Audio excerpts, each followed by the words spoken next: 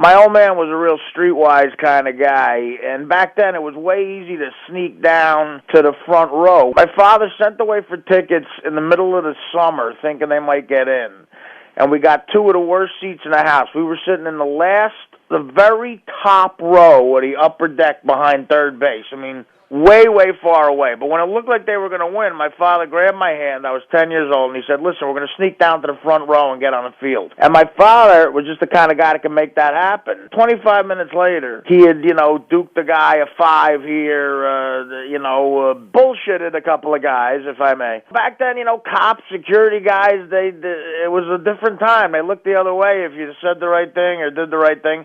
And before you knew it, just as the Dodgers were about to have the last at bat, we were basically standing right where, Giuliani sits now, right to the left of the Yankee dugout, Oh, that's a tremendous spot. Jeez. Yeah, so the last half inning starts. Now, if you go back and look at a tape of that game, and the S Network played it on Classics on October 18th, the anniversary of it last week, and I watched it. I mean, it is such a different time.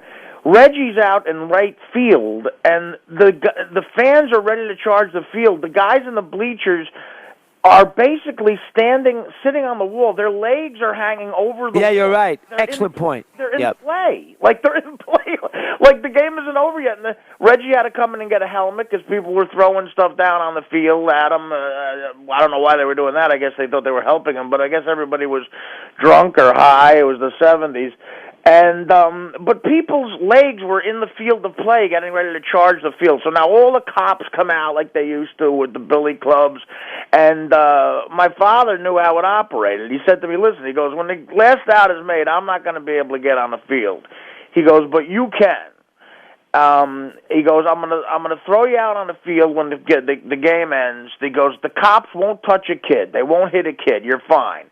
Just run the shortstop and stay at shortstop and wait for me. Eventually, they let everybody on the field because they can't stop it anymore. They're going to hit a couple of people with those sticks, but when they can't control it anymore, I'll find you at shortstop and we'll be together. So at 10 years old, I thought my father was Superman. Now, nowadays, you tell it to somebody, they'd call Dyfus. My father would be arrested. I mean, it's like, Yes.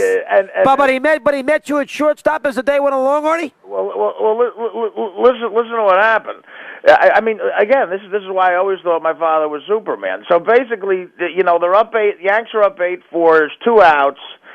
Lee Lacy comes up. And Torres throws a pitch to Lee Lacy. Lee Lacy squares the bunt, pops it up. Torres catches it, and him and Munson embrace at the mound. Now, for a split second, I thought I was off the hook because nothing happened.